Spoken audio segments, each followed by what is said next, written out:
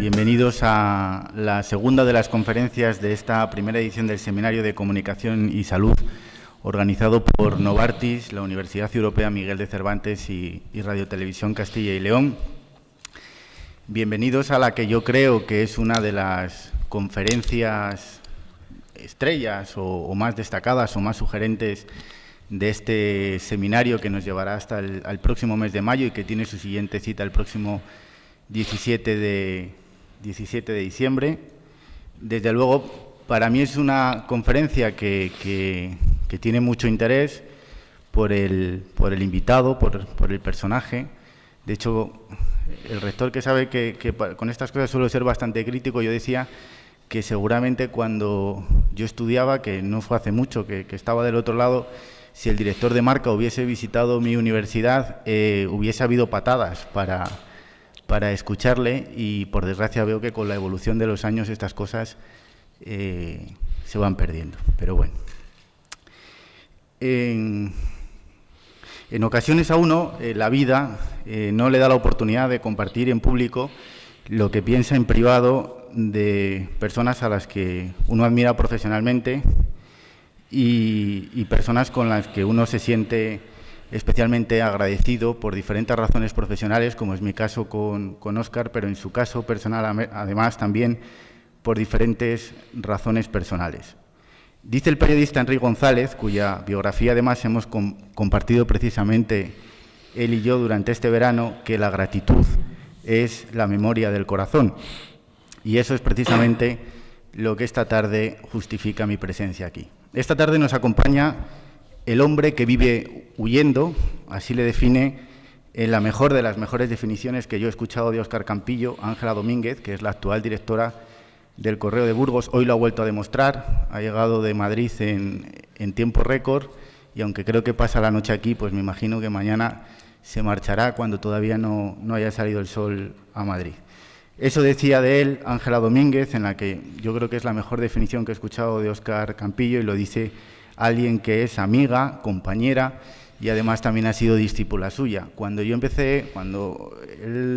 recogió la dirección de marca y yo me hice cargo de la dirección de Radio Televisión Castilla y León, él me dejó su coche y tengo que contarles que el coche tenía 317.000 kilómetros. El director financiero de la televisión lo sabe bien, y solamente tenía 2 años y medio de vida.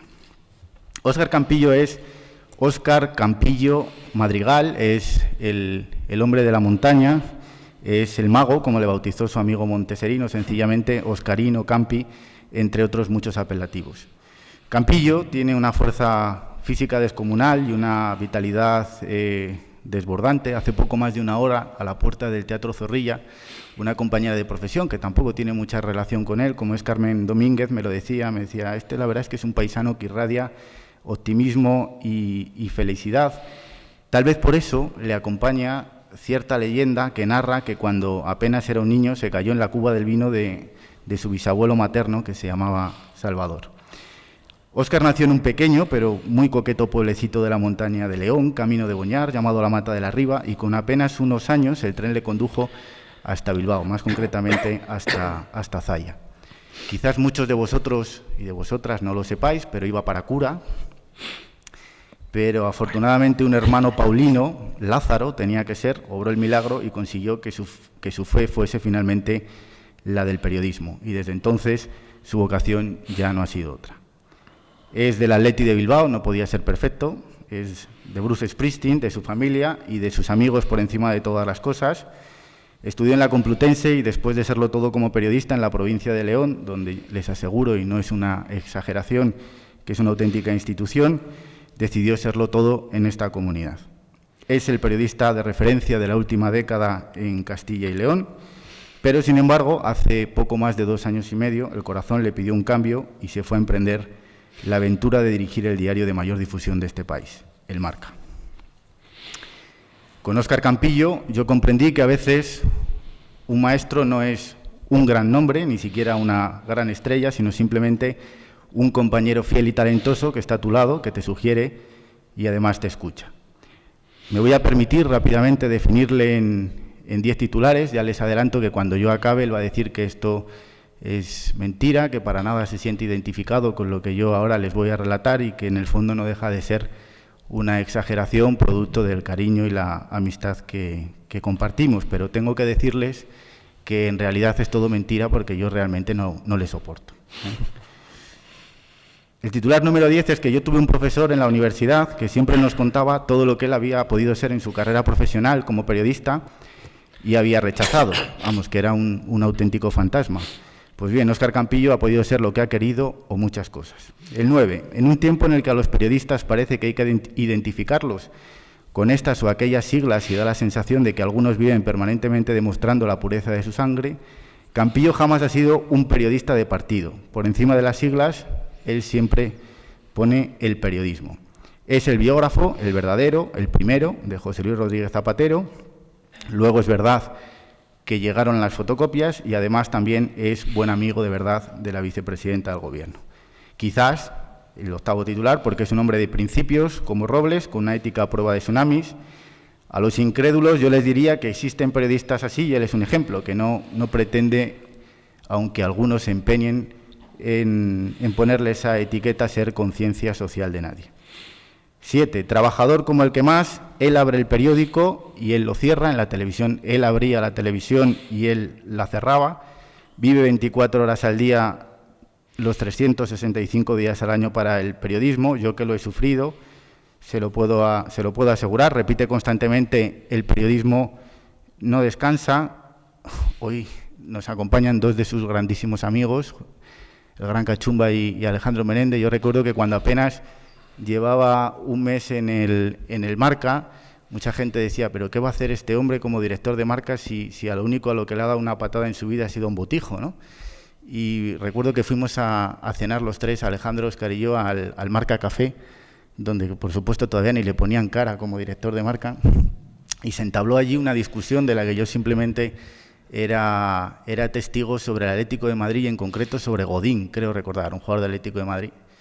Y entonces Óscar se arrancó diciendo, hombre, sí, Godín, uruguayo, 27 años, viene del Villarreal, estuvo en, no sé, y decía, pero hombre, este tipo en un mes, ¿cómo puede saber tanto de Godín? Siempre me quedó la pregunta de si aquello fue curiosidad o no. Por cierto, le regalamos una corbata estupenda que creo que era la que llevaba ayer en el acto de la entrega del Balón de Oro a Messi.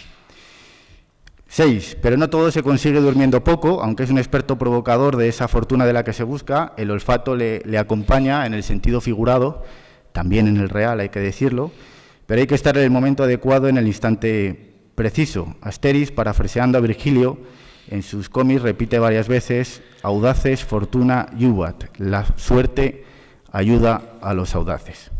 5. Con la palabra precisa, decía Einstein, aunque podía ser perfectamente el propio Óscar Campillo, que si tu intención es describir la verdad, hazlo con sencillez.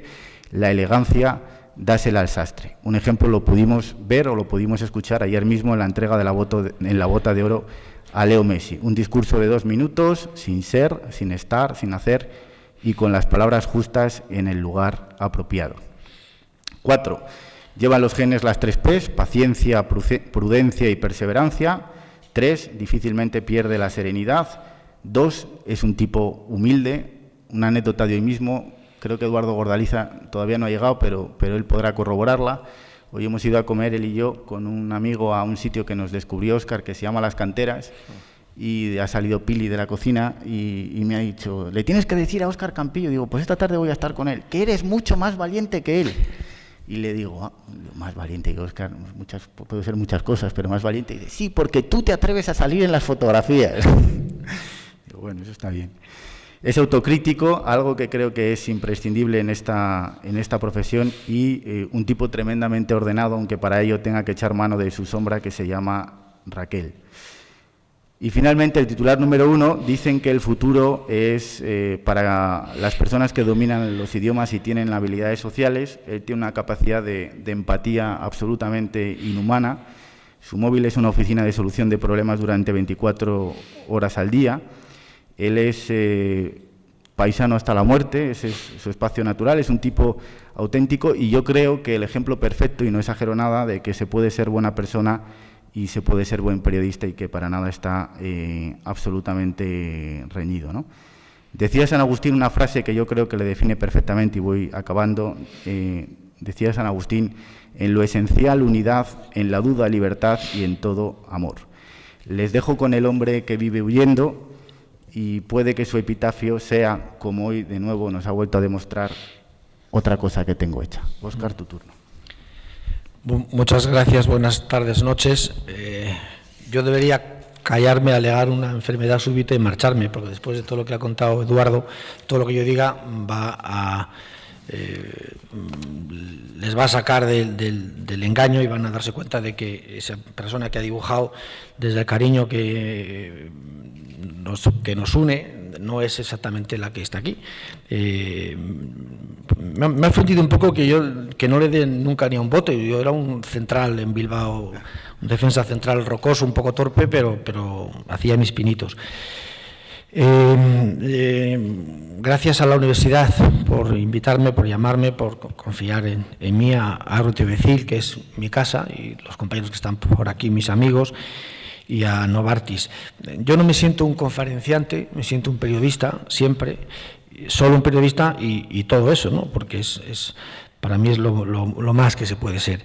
Entonces, hablar de conferencia me parece excesivamente pomposo y yo prefería que entabláramos una conversación, aunque yo os exponga primero unas ideas sobre lo que yo entiendo por el periodismo deportivo, y no tanto sobre las relaciones entre comunicación y deporte, o por lo menos no sobre las más obvias que están ahí a la vista de todos.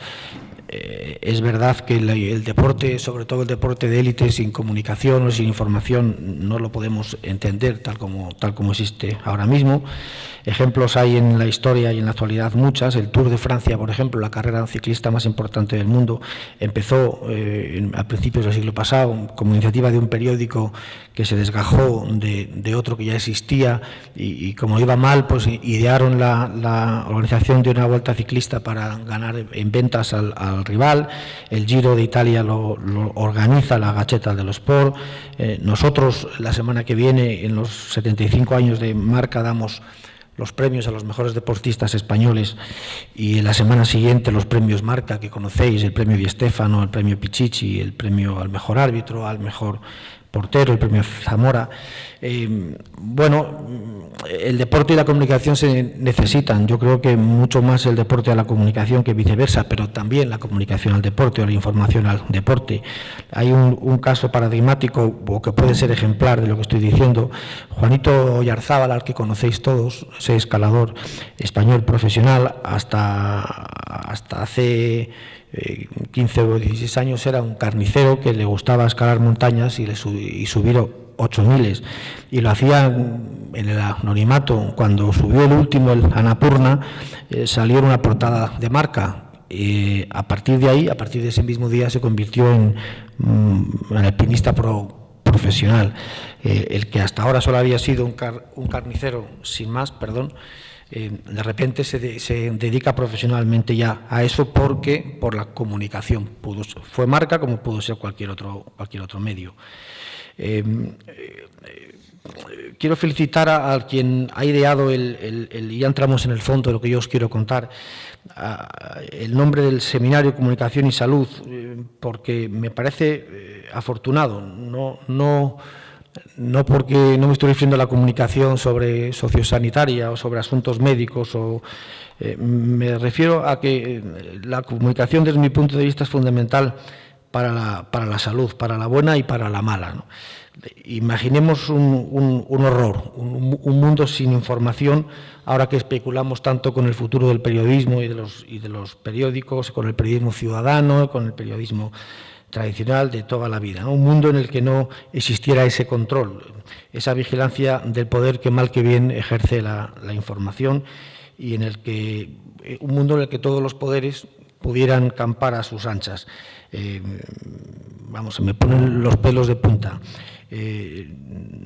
Ya un fundador de los Estados Unidos, Jefferson, lo sabéis perfectamente, dijo aquello de que si tuviera que elegir entre un gobierno sin periódicos o periódicos sin gobierno, elegiría lo segundo. Y Vargas Llosa dijo anoche, sin ir más lejos, que la civilización entraría en peligro si los poderes pudieran manipular la información de tal modo que nos impongan las mentiras como verdades. y él dijo y gritó todo lo alto que pudo: primero, la libertad. Eso vale también para el deporte, aunque él puso el ejemplo de los nacionalismos, que conocéis perfectamente, que aborrece y que ataca y fustiga siempre que puede. Él les llama a aberración. Y me parece un buen ejemplo, un ejemplo extremo si queréis, pero un buen ejemplo de lo que os quiero contar, porque como cualquier sistema político fundamentado en fantasías, en estereotipos, en mitos, en recrear la realidad, lo que les preocupa fundamentalmente es la comunicación y tener la información bajo control. Desde la escuela, desde la educación, desde los primeros años, los nacionalismos y los regímenes autoritarios siempre tienden o tienen que inventar un enemigo. Los malos entrenadores de fútbol también, y los equipos cuando van mal también, sea del deporte que sean, se aprovechan de la buena fe de la gente. ¿Cómo? Con la comunicación. La prensa, por supuesto, es el primer enemigo. Siempre que algo va mal, la prensa tiene la culpa. Seguramente aquí habrá mucha gente del Real Madrid y habrá gente que mourinista, fue su nombre tan radical que hay que estar con él o contra él siempre. Él siempre culpaba a la prensa y lo sigue haciendo de sus problemas, pero no es un caso excepcional. Ocurre en todos los deportes todos los días. El vecino también puede ser un enemigo. Cierto o inventado, sin comunicación no es posible extender esas patrañas, el victimismo, la demagogia, la reescritura de la historia, el populismo.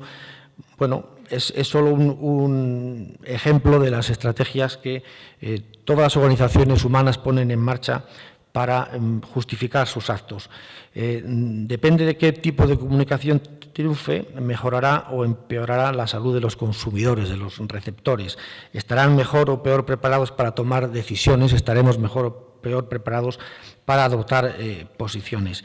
En el deporte es exactamente igual. Nos ocurre en el día a día, nos ocurrió con la guerra de Irak, por ejemplo, que todos sabemos las mentiras que nos contaron, o nos ocurrió en el 11M con aquella batalla formidable de comunicación, o mucho más cerca de nosotros, pues con la proliferación, por ejemplo, de edificios públicos que durante muchos años hemos visto crecer a nuestro alrededor, aquí en Castilla y León, que todos considerábamos o sospechábamos que eran un despilfarro y que aplaudíamos. Sin embargo, todos, incluidos los periodistas, en un error clamoroso de visión. Los problemas del periodismo deportivo son los mismos que los del periodismo en general. Hay un elemento añadido, si queréis, un elemento que modifica el terreno de juego y que complica mucho la situación de los periodistas deportivos, si alguno os queréis dedicar a ello. Es la pasión del aficionado, la emoción propia del deporte. Siempre es un enfrentamiento, es una competición de uno con otro o otros entre sí. El sentimiento de pertenencia a un grupo que se vive cada día y especialmente en cada momento de la competición, cada semana, cada fin de semana en las ligas de fútbol, baloncesto, balonmano, bueno, ahora ya todos los días en realidad, cada torneo, cada gran premio, cada mundial, cada olimpiada, ya es una batalla la propia designación de la sede de los mundiales o de los Juegos Olímpicos. Recordar la última de Madrid 2020 que ganó Tokio. Yo estaba allí y comprobé que no hay criterios deportivos. La regla es que no hay reglas. Nos afecta también la crisis económica profunda y severa que sufrimos, la crisis del modelo de negocio propiciada por la aparición de Internet y la aceleración de la segunda por la primera, exactamente igual que a los medios de información general.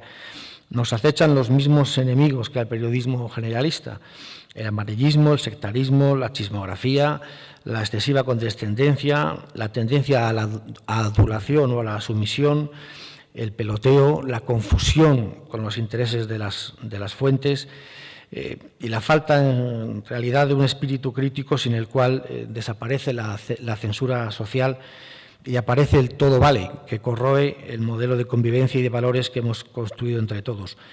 Devaluamos los principios y cedemos el espacio a los más sinvergüenzas, a los que tienen intereses inconfesables o bastardos y a los traficantes de la intimidad de las personas, a quienes menos escrúpulos demuestran. La pérdida de credibilidad es una de nuestras grandes debilidades. La pérdida de fe de los ciudadanos en nosotros, en los medios, no por completo, creo yo, no es irreversible, sostengo también, pero es verdad que esa pérdida existe y que la hemos provocado nosotros con mucho esfuerzo y dedicación. Hemos caído en el cinismo con demasiada frecuencia y en la hipocresía que nos lleva a sostener un argumento y el contrario dependiendo de los protagonistas de la información. Nos alineamos, nos alistamos, asumimos la defensa e incluso el ataque de los protagonistas de la información. Anoche, sin ir más lejos, teníamos un debate muy interesante en la redacción de Marca porque le habíamos dado por la mañana la bota de oro a Messi en Barcelona y había compañeros míos que sostenían que Messi nunca debía ser portada de Marca porque eso podía ofender y molestar a los lectores madridistas y yo les decía, bueno, pero tendremos que tener una justificación profesional, no podrá ir Messi en portada porque tenemos otra cosa mejor. Si la cosa mejor es a Guti hablando sobre Cristiano Ronaldo porque va a hacer un anuncio como boxeador, pues no me parece razonable. Y bueno, hubo un debate muy largo en el que a mí me pareció especialmente interesante porque es la forma de pensar que hay, es la realidad. Puede parecer obvio que si el diario Marca además es el que da la bota de oro a un jugador de la talla de Messi, aunque sea del Barcelona y aunque los lectores de Marca no sean fundamentalmente de Barcelona, es una información objetivamente importante e interesante y sin embargo ahí se produjo un debate muy serio. Eso implica que además de todas estas amenazas, de todas estas oscuridades que nos acechan, también contamos en el periodismo deportivo con periodistas que creen en su profesión y en la función que cumplen y la misión que estamos llamados a desempeñar como guerreros de la verdad y como médicos de la salud informativa, bien preventiva o curativa o, cuando no queda más remedio, quirúrgica. Con la complejidad y con las dificultades que suponen esos elementos específicos como la pasión que está en la esencia de la competición. Es muy difícil que a un aficionado al deporte, especialmente al fútbol, pero no solo al fútbol, le podamos convencer de que fue penalti lo que él ha visto como que no era penalti o viceversa, cuando es su equipo de toda la vida al que está en juego. La identificación de los aficionados con un equipo o con un deportista, hay alonsistas y antialonsistas. Hay algunas personas que se disgustan si gana determinado equipo y hay muchos millones de aficionados que disfrutan tanto con las derrotas de su rival que con las victorias de su equipo. La rivalidad que nos empuja a exagerar las virtudes del juego de los nuestros y a exagerar también los errores de los contrarios. Tenemos ejemplos a patadas todos los días. Los mundiales de fútbol, fijaros cómo se ha vivido la reciente fase de clasificación para el Mundial de Brasil. Los países cuyas selecciones estaban al borde de la eliminación lo han vivido con una pasión a veces desbordadas. En México era un drama nacional, que quedaran eliminados. Cambiaron a todo el equipo y al entrenador. En los países árabes ha habido tumultos. En Portugal ha sido fiesta al día siguiente de que eliminaran a Suecia. Y en Francia ha ocurrido algo parecido. Estaban no les llegaba la camisa al cuello cuando perdieron 0-2, 2-0 en Ucrania. Los clásicos Madrid-Barcelona nos lo demuestran todos los años, sobre todo aquellos del 2011-2012, cuando coincidieron 4 o 5 seguidos en Champions y en Liga, y parecían batallas campales. Los grandes choques de fútbol, los River-Boca en Argentina, que ahora ya no, porque están de capa caída, pero terminaban antes con peleas y hasta con disparos. Está otro elemento a tener en cuenta, que es la descomunal cantidad de dinero que mueve el deporte. Es increíble como acontecimiento de masas que es el coste de las grandes competiciones, de la Fórmula 1, por ejemplo. Imaginaros lo que es llevar cada fin de semana o cada 15 días el circo de la Fórmula 1. Si habéis estado en algún circuito alguna vez, os habéis quedado tan impresionados como yo al ver cómo se monta y se desmonta. cientos y miles de metros cuadrados de edificios flotantes, las inversiones que generan unos Juegos Olímpicos, por ejemplo, o un Mundial de Fútbol. Si estáis siguiendo las cifras del Mundial de Brasil, son absolutamente espectaculares y, bueno, pues increíbles. El precio de los deportistas convertidos en iconos para millones de personas que siguen su forma de vestir, su forma de peinarse, su forma de comer. Maradona tiene su propia religión, su propia iglesia, la iglesia maradoniana, con sacerdotes y con fieles, y se reúnen para rezar a su Dios. El dinero de los patrocinios de las grandes marcas, que es un formidable chorro de millones de euros o de dólares, y los derechos de televisión de un acontecimiento que verán 300, 400, 500 millones de personas. El peligro cierto, como siempre que el dinero aparece en cantidades tan desorbitadas, la amenaza oscura de las apuestas y los amaños, que ahora mismo es el peor peligro que acecha al deporte. La compraventa de deportistas, de árbitros, de manager, ya está ocurriendo. Todos conocéis los casos de la Liga Italiana de hace unos años, el Atalanta-Nápoles, que acabó con la Juventus en segunda división, por ejemplo. Y el escándalo que se descubrió en Alemania también por las apuestas con árbitros implicados. Es el mayor riesgo ahora mismo y la mayor preocupación para los organismos deportivos como la FIFA o como la UEFA, y un desafío gigantesco para todos, para los estados también y para la policía. El dopaje es otro de las manchas del deporte que provoca esos intereses bastardos, el deseo lógico, humano, irrefrenable de vencer, pero la presencia de estos intereses económicos tan poderosos está en la raíz de estas amenazas. Y es en ese escenario en el que nos tenemos que mover los periodistas deportivos. Parece que nos dedicamos solo a contar la crónica del partido de fútbol, pero es mucho más que eso lo que contamos. Es apasionante el mundo del deporte. Yo lo vivía hasta hace 2 años y medio, pues como practicante hasta los 30 años y como espectador después, y no era consciente del dinero, de la pasión, de la emoción, de los sentimientos que moviliza y que mueve.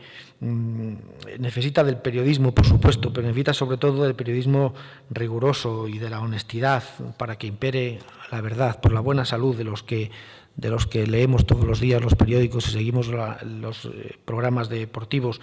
Y es cierto que estoy viendo algunas veces con preocupación cómo algunos compañeros míos, no de Marca exactamente, pero de otros medios, no de todos por supuesto, se entregan con, para mí, sorprendente facilidad a la defensa de cualquier tipo de comportamiento, y como son presiones que yo he recibido antes, o son consejos o sugerencias que a mí me han hecho antes y que me he negado a seguir, me doy cuenta de lo difícil que es ser periodista deportivo y querer que impere sobre todo la verdad y seamos capaces de iluminar aquellos espacios que los grandes intereses que se mueven en el deporte quieren oscurecer.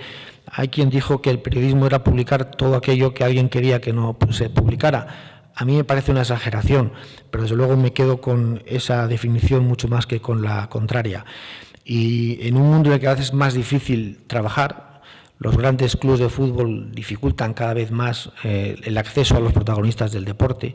Los entrenamientos ya son a puerta cerrada, los jugadores son prácticamente inaccesibles, no tanto por ellos, que algunos también, como por sus clubes.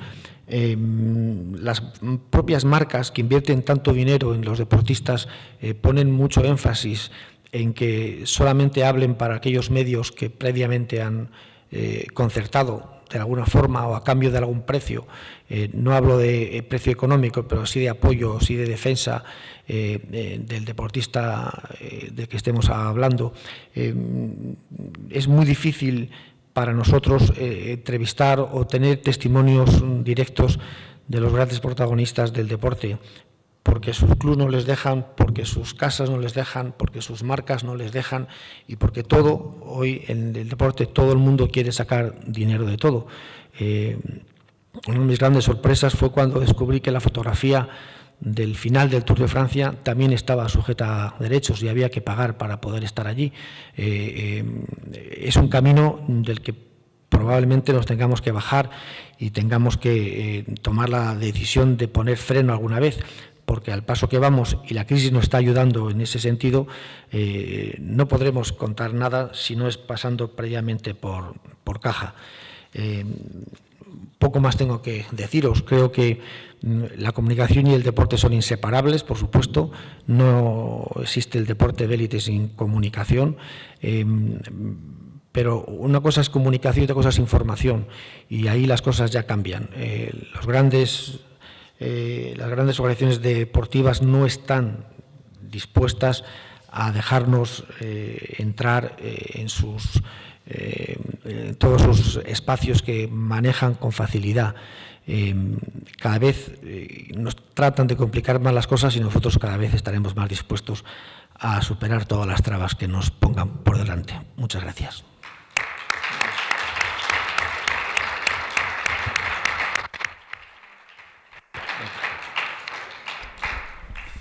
Bien, resumo rápidamente 5 o 6 titulares, aunque ha dado muchos más Óscar, y abrimos un turno de preguntas.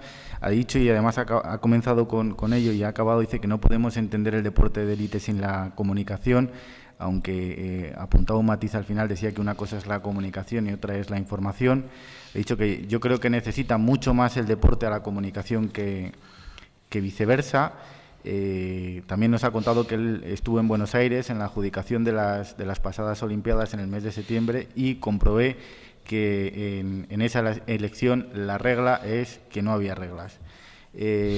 También ha comentado que la pérdida de fe de los ciudadanos en los medios, la pérdida de nuestra credibilidad es sin lugar a dudas uno de nuestros grandes males, de los grandes males de los medios de comunicación.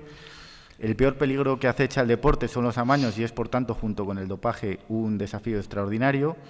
Y, finalmente, también ha dicho que vive con preocupación cómo algunos compañeros en el sector de los medios de comunicación relacionados con el deporte, los menos, también ha puntualizado, se entregan a sugerencias que previamente yo he recibido y he rechazado.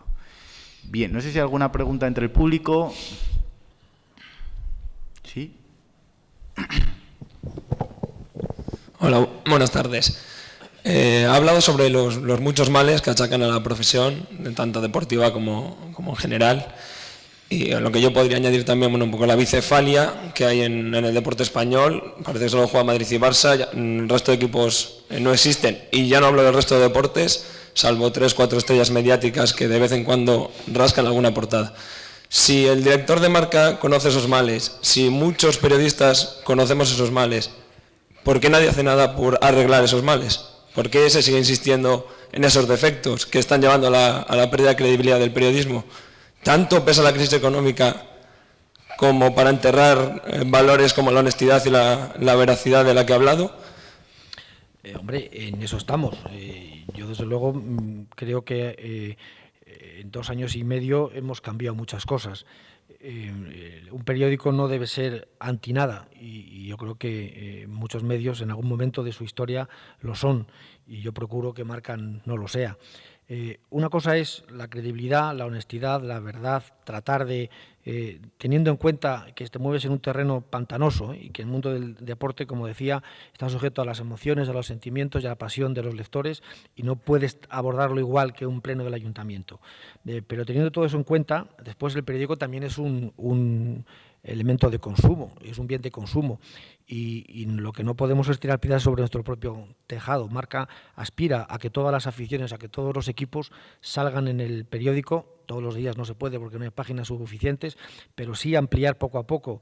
Yo lo he hecho en los últimos años, el espacio dedicado a otros deportes, a baloncesto, a balonmano, a rugby, a todos los días un reportaje o dos, al menos de deportistas anónimos, de personas de cualquier parte del mundo y de España que practican deporte o que expresan o que se comportan con un cierto espíritu deportivo y que no son de élite y que no son conocidos y todos los días hay un reportaje o dos en Marca de esos, pero evidentemente lo que más atrae a la gente y lo que más empuja a los lectores a comprar el Marca o cualquier otro periódico es el fútbol, y es fundamentalmente el fútbol del Madrid y del Barça, que son los grandes iconos ahora mismo en este país, junto con el Atlético de Madrid, que parece que este año, ya el año pasado terminó muy bien, y este año parece que se quiere incorporar a ese selecto club de dos, aunque todavía no arrastra la misma pasión que los dos primeros en general. Tratamos de reflejar lo que ocurre todos los días en el mundo del deporte, y tratamos de extender las páginas de Marca y la atención de Marca a todos los deportes. Evidentemente no podemos olvidar tampoco que nuestros lectores fundamentales son los lectores de fútbol, y sabemos positivamente que cuando la portada no es de fútbol, vendemos menos, a pesar de lo cual lo hacemos porque creemos que tenemos una responsabilidad también, pero no nos pidáis que lo hagamos más a menudo, porque entonces desapareceríamos.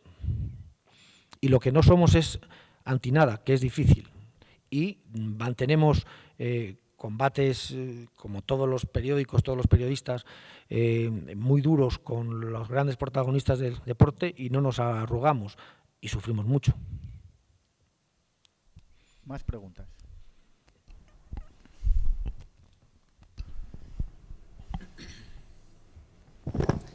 Hola, Óscar. A mí me gustaría saber si nos podrías dar una opinión de lo que te parece el periodismo deportivo en televisión, concretamente en los informativos, porque el fútbol copa la mayor parte de esa información, y porque muchas veces ni siquiera se habla del evento deportivo en sí, sino de anécdotas que ocurren a los jugadores.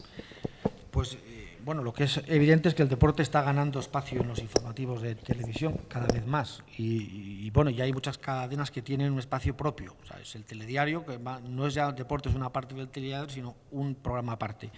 Y yo creo que existe efectivamente una banalización, si tú quieres, que nos fijamos demasiado en las anécdotas y menos en los protagonistas, o menos en la información. La televisión creo que es un medio que probablemente favorezca eso también. Es un medio más caliente, son imágenes, no hay mucho lugar para la reflexión, y probablemente lo que más atraiga al televidente sea eso. Pero lo miro también con preocupación, porque me parece que eso está bien, es decir, tampoco hay que ser aquí dramáticos y hay que entretenerse y divertirse un poco en la vida, pero sin menospreciar, sin oscurecer, sin dejar de contar lo que ocurre. Creo que hay por el fondo... No. Nadie se anima a preguntar. Tenemos, a ver, primera fila, Pedro Damián. Qué peligro. A ver. Qué peligro. Aquí primero, bien.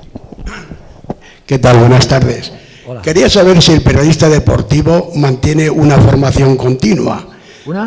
Formación continua. ¿Por qué? Porque el reglamento de los deportes cambian. Si van a enterarse de qué cambio existen, cómo se va actualizando los reglamentos, inclusive la forma de llevar los equipos, todo esto. El periodista participa de esto en las reuniones de árbitros, participa de esto en las reuniones de entrenadores.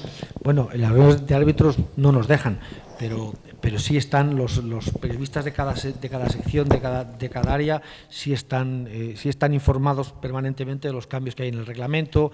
Por ejemplo, en Marca, pues los árbitros que trabajan para nosotros o con nosotros, colaboran con nosotros, nos informan sistemáticamente de todos los cambios que hay. Las federaciones también, y los equipos también, los especialistas, los que analizan el juego de los equipos, permanentemente están estudiando los diferentes sistemas de juego. Sí que hay bastante reciclo. Sí. Pedro, dispara. Buenas tardes. No, me ha llamado la atención lo que has dicho de pagar por los derechos de informar del Tour, pero también conviene que sepan por aquí los estudiantes que hasta en provincia se paga últimamente, ¿no?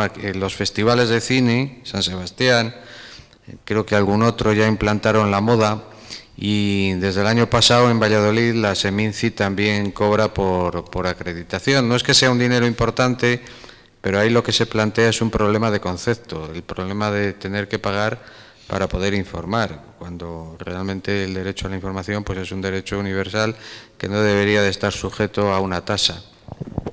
Estoy completamente de acuerdo. Fijaros la guerra que hubo el año pasado con la Liga de Fútbol Profesional y las radios, cuando querían que pagaran todas las radios. De hecho, pagamos prácticamente por todo, para poder tener un periodista de marca, que casi todos los días del año hay un equipo de marca, o 2 o 3 en alguna parte del mundo, pues muchos de esos deportes están sujetos a derechos. Yo creo que ahí se plantea un problema efectivamente de concepto y de que algún día eso se tiene que ver de otra forma. Una cosa es que sean competiciones privadas, que alguna parte, al acceso a los protagonistas o alguna parte de la competición exijan pago por poder cumplir con esa función, pero lo que es la información pura y dura, no. Pero evidentemente el deporte necesita mucho dinero, cada vez más. Ahora en España por lo menos hay un cierto control económico y parece que vamos avanzando por buen camino, sobre todo en el mundo del fútbol, pero hasta ahora no ha existido ese control y los clubes podían hacer lo que les diera la gana, que gastaban lo que no tenían y después querían sacarlo de los medios. Me parece un debate jurídico europeo, por supuesto, o mundial, y que se va a plantear antes o después, porque evidentemente los medios de comunicación no pueden pagar por todo y no es bueno que lo hagan, porque al final la concentración será tal que solo tendremos 2 o 3 corporaciones mundiales y las demás no tendrán acceso a estas competiciones. Es muy preocupante. Al hilo de esto que ha comentado ahora, la burbuja ya se ha estallado en fútbol sala, se ha estallado en baloncesto, en balonmano. ¿Cree que le va a llegar el momento al fútbol? Hoy, sin ir más lejos, hemos visto en el norte la lista de 400 acreedores del Real Valladolid y no es el único, ni mucho menos en el fútbol. ¿Va a estallar la burbuja del fútbol o es algo imposible? Pues ya veremos. Yo no sé si lo habrán cogido a tiempo o no. Evidentemente el enfermo estaba ya en estado catatónico y amenazaba con la ruina. Ahora se ha impuesto un control económico bastante férreo en el que el Consejo Superior de Deportes supervisa y las ligas, las diferentes ligas se comprometen a cumplir. Y en diciembre yo creo que va a entrar en el Congreso ahora, en diciembre o en enero, la nueva ley del deporte profesional, que contempla ya sanciones muy duras y un sistema de control bastante estricto, que si llegamos a tiempo puede que la burbuja del fútbol no explote. Los grandes equipos, las grandes deudas están pagando sistemáticamente. Este último año la deuda se ha reducido en 400 millones de euros. Es verdad que son 4.000, pero bueno, algo es algo. Por lo menos no ha crecido y ha decrecido. Y el compromiso de los clubes parece sincero.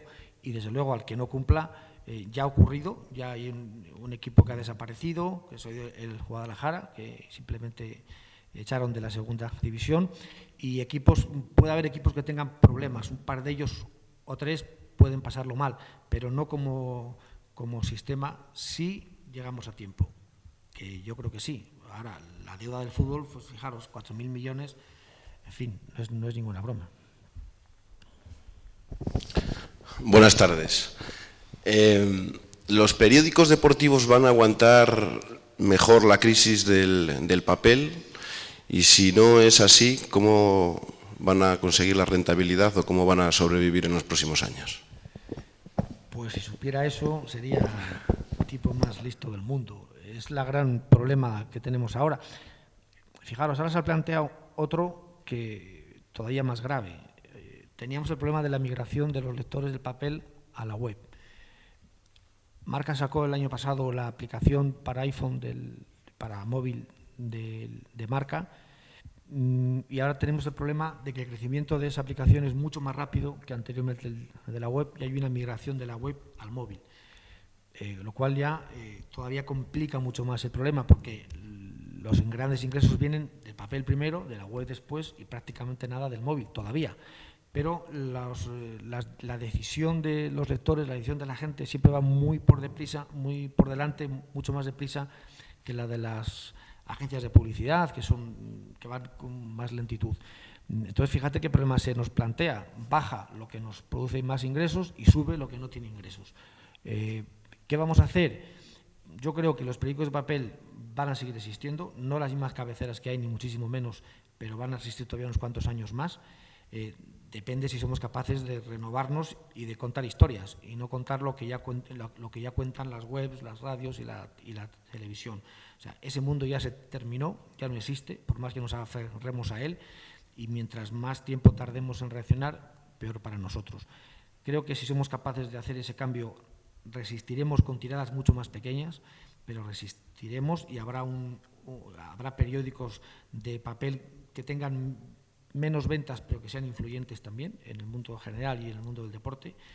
Pero vamos, el futuro claramente es digital. Y lo que tenemos que conseguir es que nos concienciemos de que algo tenemos que pagar por la información, porque si no estamos muertos. ¿Alguna pregunta más? Al fondo, 2. Vamos al fondo primero. Había dicho antes que el deporte, o sea, el deporte depende más del periodismo que el periodismo del deporte. Y entonces yo le pregunto, ¿por qué entonces Diario Marca es uno de los periódicos más vendidos en España? Por encima de periódicos de medicina, de política y de otros muchos temas. El más leído, no. Evidentemente, yo te he dicho que la comunicación o la información y el deporte se metan mutuamente. El deporte existía antes que los periódicos y antes que la información, ya en Roma, ¿no? O en Grecia. Pero como deporte de élite, como movimiento de masas, no existe sin la información. Claro que los periódicos deportivos, bueno, los periódicos en general, los medios en general, necesitan del deporte porque es un elemento más y un hecho más que acontece todos los días. Y los especializados en deporte, pues evidentemente no somos nada sin el deporte. Pero me refería a que el deporte de élite, como lo conocemos, capaz de arrastrar a millones de personas y generar toneladas de millones de euros o de dólares, no se puede comprender sin la información. Que es lo que cuando quieren cobrar por todo parece que no se dan cuenta. ¿No cree que muchas veces mancha más el periodismo el deporte que el deporte el periodismo? No te he entendido la pregunta, perdona. Poco, ¿puedes repetirla, por favor? Que si no creen ustedes, no como Diario Marca como tal, sino el periodismo en general, ¿no mancha muchas veces más el deporte que el deporte el periodismo? Muchas veces sí, claro que sí. En la mayoría de las veces, ¿no? Sí, claro, el deporte al periodismo no le mancha nunca, el periodismo al deporte sí. Claro. Aquí delante hay una pregunta. Aquí, en la tercera fila.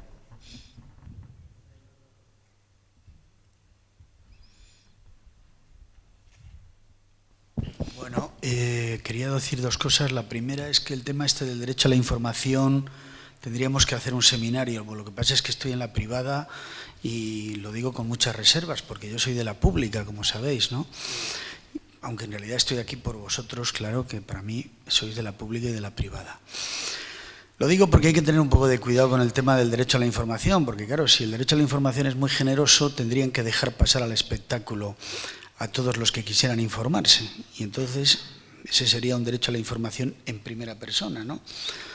Entonces hay que ser un poco taimados. Es un tema muy complejo, muy complejo, pero yo creo que lo bueno es plantear las cosas en su complejidad, abordarlas y así tal vez consigamos resolverlas, ¿no? Y luego hay una pregunta que te quiero hacer como partícipe de este mundo. He venido con un compañero del colegio a escucharte y yo recuerdo que desde aquella época los primeros informadores, digamos que una de sus obsesiones era no descubrir de qué equipo eran, ¿no? Resultaba muy difícil para ellos, ¿no? Porque evidentemente lo mismo que en un juez la imparcialidad es un requisito, en definitiva en un informador que lo que tiene que transmitir cuando no hace una opinión es lo que ha visto de forma correcta y objetiva, pues eso me parece mucho más natural que este mundo donde, por utilizar una frase del Tata Martino, lo del periodista de camiseta, ¿no? Bueno, ¿en qué momento y por qué se produce una evolución en la que prácticamente es inexplicable el que vaya un señor que sea de un equipo? Bueno, el señor rector de esta universidad y yo somos de un equipo, pero seguramente mis mayores blasfemias las he pronunciado viendo a mi equipo, ¿no? Bueno, la blasfemia es un acto de fe también, porque invocas a alguien en quien crees, o sea que no es tan grave. Pero somos capaces de saber que Raúl García es un tipo desesperante o que Manzano es un señor muy aburrido que no iba a triunfar en el Atlético, ¿no? O que Tomás Reñones, bueno, está en la cárcel, pero ha llegado un poco tarde porque tenían que haberle metido justo cuando estaba jugando en el Atlético, ¿no? O sea... Eso sin pasión. ¿Perdón? Eso sin pasión. Efectivamente. Pero te lo estoy diciendo porque Tomás Riñones, que era del Atlético, me parecía horrible, Manzano me parece horroroso y Raúl García, pues en fin, Simeone hace milagros, pero claro, no tantos, ¿no? Entonces, ¿por qué no se sabe distinguir esto y por qué se da por hecho que en los medios de comunicación cada uno tiene que ir allí con su camiseta y además del último año, si es posible, para haber pagado la última modelo? Has hecho una buena crónica. Si decimos eso en algún medio, nos queman el... A ver, yo creo que no es... ¿En qué momento? Pues en el momento que alguien lo dijo. Yo creo que lo que no tiene que haber en los medios es forofismo. Lo que no tiene que perder un periodista, y mucho más, suele ocurrir más en la radio, o en la televisión, sobre todo en la radio, este tipo de fenómeno al que tú aludes ahora. A mí no me parece mal que un periodista confiese o diga que es del Atlético de Madrid o que por cierto es de los que más hay, de los periodistas del Atlético es de los que más aficionados hay entre los medios. No me parece mal, siempre que no haga de eso una cantinela o siempre que no sea un forofo. Entre un periodista forofo que diga que es del Atlético o del Madrid o del Barcelona y uno que no, yo prefiero al que lo dice, por lo menos sea que como oyente o como lector, sea que a tenerme. Presumir de eso a mí me parece mal también. Yo prefiero la discreción, la prudencia y nadie tiene... mi trabajo como periodista no se tiene que saber que yo soy del Atleti o que soy del Athletic Bilbao o que soy del Real Madrid. Otra cosa es que yo tenga mis colores y mis sentimientos. En el caso de la radio, que es algo hablado, que es algo más cálido, que es algo más intimista, si tú quieres, que lo que es el periódico, a mí no me parece mal que alguien lo confiese. Me parecería mal que interfiriera en su información y en su trabajo, pero por lo general, precisamente los que lo dicen no suele ocurrir. Hay forofos que juegan a eso, que se crean un personaje y que todos tenemos en la cabeza, algunos, no les cito porque no son de marca ninguno, que juegan a ser pues más del equipo A o del equipo B, del equipo C que nadie, ¿no? Y hacen de eso su negocio, pero eso ya no es periodismo, eso es un espectáculo, eso es otra cosa.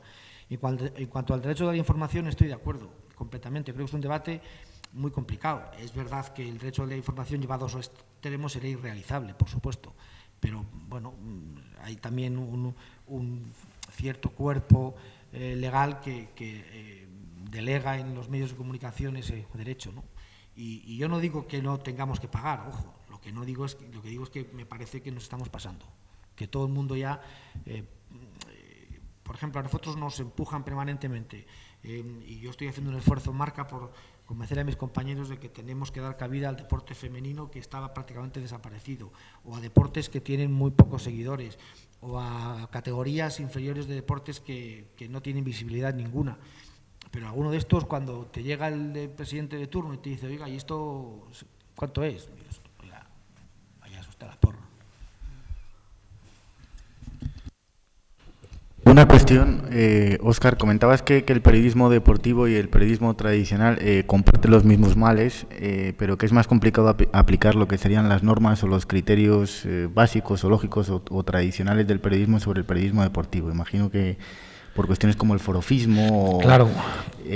Cuéntanos algún ejemplo que tú hayas vivido viniendo del periodismo tradicional al deportivo, donde te hayas encontrado con ese contraste y con esa batalla de decir, bueno, algo que parece lógico en el campo del periodismo deportivo. Pues porque en el deporte se vive apasionadamente, puede ser igual que la relación de un ciudadano normal con el partido político al que más le gusta, por ejemplo, con el líder político con el que más le gusta o con el banco en el que tiene depositados sus ahorros, pero eso se vive con más distancia.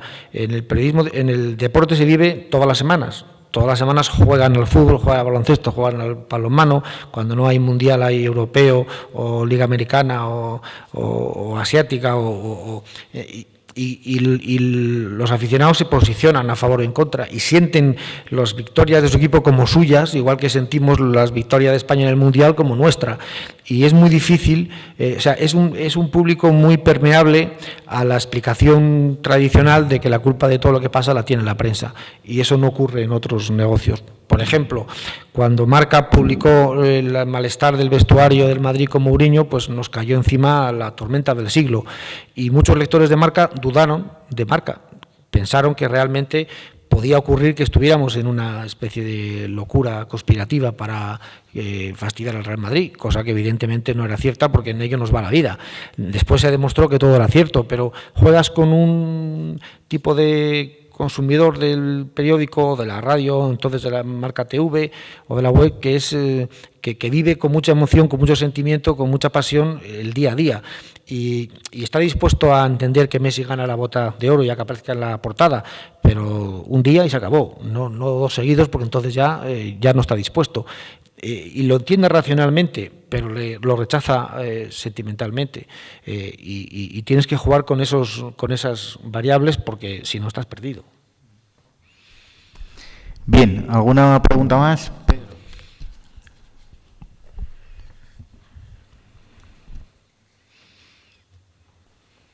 Bueno, pues me ha llamado mucho y agradezco a Alejandro Menéndez que haya hecho esa pregunta tan buena, porque es un fenómeno que siempre me ha atraído mucho, el hecho del periodista deportivo militante y forofo.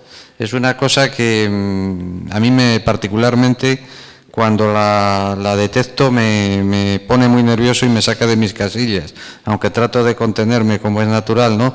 Pero es un sector donde se ve mucho, ¿no? Se ve demasiado, porque es como si en política, cuando vamos a hacer información electoral, pues como ciudadanos todos tenemos nuestros pareceres, pues nos pusiéramos la camiseta de un partido o de otro y pidiéramos casi el voto en nuestras informaciones, ¿no? Yo creo que eso deberíamos de luchar todos, los que tenemos alguna responsabilidad en los medios, por pulirlo y porque no se dé, pero es muy difícil y en ningún sector informativo he observado yo tanto ese fenómeno del periodista forofo y militante como en deportes.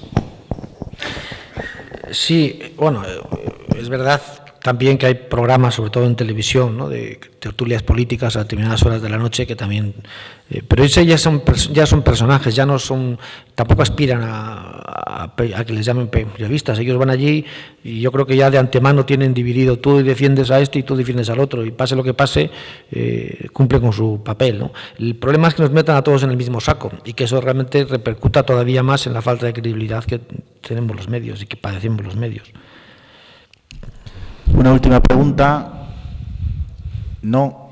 Bien, pues Óscar, muchísimas gracias por habernos acompañado hoy. Muchísimas gracias a vosotros, y simplemente citarnos el próximo jueves 12 de diciembre a las 7 de nuevo en esa mesa redonda que lleva por título El deporte como ejemplo de superación y reto, Transplant Run, con Nani López, que es la primera persona trasplantada en finalizar un Ironman, y con Xavier Les, que es un deportista trasplantado plusmarquista mundial en atletismo. Muchas gracias. Gracias, Óscar. A vosotros.